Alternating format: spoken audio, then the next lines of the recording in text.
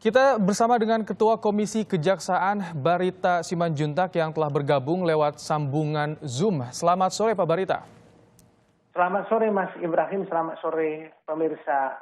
Baik, Pak Barita, langsung yang pertama saya ingin konfirmasi jadi soal rotasi 4 pejabat di Kejaksaan, terutama Jamintel, apa yang Anda lihat? Apakah ini ada kaitannya dengan kasus Joko Chandra atau ini juga masuk dalam rekomendasi Komisi Kejaksaan sebelumnya? Saya tidak melihat ada korelasi dengan masalah sebagaimana tadi Jaksa Agung sudah sampaikan itu. Tapi tentunya yang kedua, kami tidak ada rekomendasi mengenai hal itu, tapi yang kami pentingkan adalah substansi masalahnya, yaitu oknum Jaksa P bertemu terpidana buron, lalu itu yang menurut kami perlu agenda penting untuk ditindaklanjuti oleh komisi. Mengenai mutasi rotasi itu tentu yang paling kompeten menjawab itu adalah Kejaksaan Agung sendiri.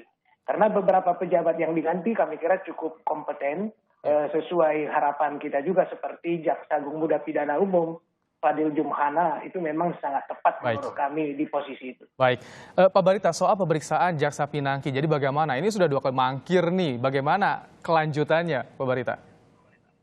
Ya, sesuai dengan apa yang sudah kami sampaikan sebelumnya, pentingnya oknum Jaksa P itu dimintai keterangannya karena kami perlu memberikan respon kepada publik sekaligus menunjukkan transparansi dan akuntabilitas kejaksaan melalui pengawasan yang efektif sehingga oknum Jaksa P itu perlu didengar. Karena apa? Karena dia sebagai jaksa bertemu dengan terpidana buron yang pada saat yang sama seluruh insan kejaksaan khususnya yang berkaitan dengan eksekusi susah payah mencari.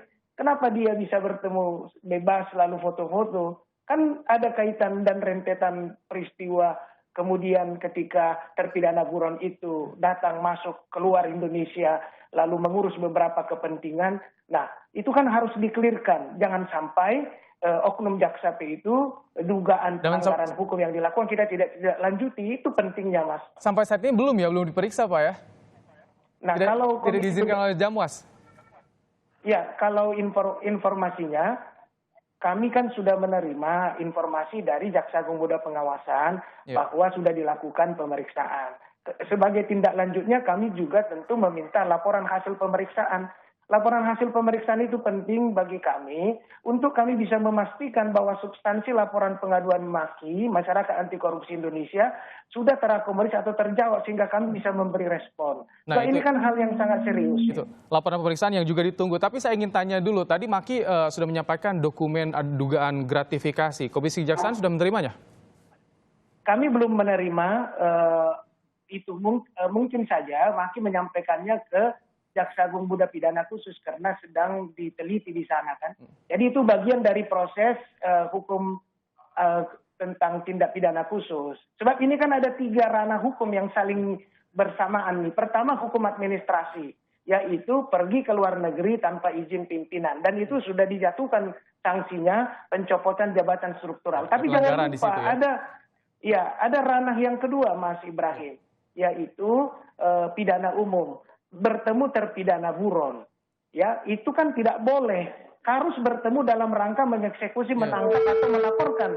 Lalu yang ketiga hukum pidana khusus, yaitu berkaitan dengan dugaan suap dan korupsi. Nah itu yang didorong oleh Komisi Kejaksaan saat ini ya, yang soal dugaan temuan pidana, dugaan adanya tindak pidana oleh Jaksa Pinangki. Ya itu kan tugas komisi. Komisi itu kan tugasnya melakukan pengawasan, pemantauan, penilaian kinerja dan perilaku jaksa dan pegawai kejaksaan dalam melakukan tugas kewenangannya yang diatur oleh peraturan perundang-undangan dan kode etik. Baik. Jadi, nah, Pak Barita, saya juga baca bahwa Komisi Kejaksaan juga mendorong dilibatkannya Polri dalam mengusut tindak pidana oleh Jaksa Pinangki. Kenapa, Pak Barita? Ya karena kalau penyidik pidana umum itu kan memang kepolisian. Oknum Jaksa P kan ada dugaan bertemu terpidana buron, ya. Nah, dalam kaitan itu perlu diselidiki lebih lanjut apa yang dibicarakan di situ. Ya, harusnya kan ini harus dieksekusi. Apakah memenuhi unsur pasal 221, 223 KUHP misalnya, menyembunyikan atau menghalang-halangi penegakan hukum. Tentu itu harus dilakukan proses pro justisia yang untuk pidana umum yaitu tindak pidana yang ada di Kitab Undang-Undang Hukum Pidana, penyidiknya itu adalah kepolisian.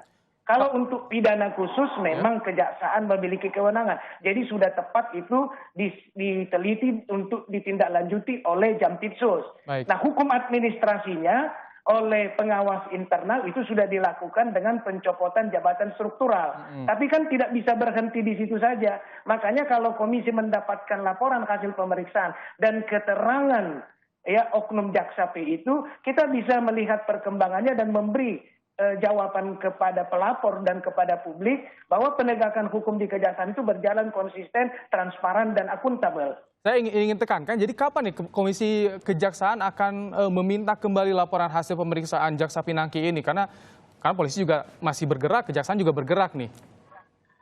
Ya, kami sudah menyuratin minggu yang lalu ya untuk diberikan LHP. Kami sedang menunggu. Nah, ketika dikonfirmasi Ibu PLT Jamwas mengatakan akan segera dikirimkan. Demikian juga pemanggilan untuk dimintai keterangan oknum jaksa P itu sudah 2 kali kami undang, tetapi yang kemarin 2 hari yang lalu kami mendapatkan surat bahwa karena yang bersangkutan sudah dilakukan pemeriksaan internal, maka yang bersangkutan tidak hadir pada pemanggilan atau permintaan keterangan kami yang kedua. Tapi tetap tentunya ditunggu juga kehadirannya di Komisi Kejaksaan ini karena yang penting juga yang harus dilakukan terhadap yang bersangkutan. Terima kasih Pak Barita Simanjuntak telah bergabung bersama kami di Kompas Petang.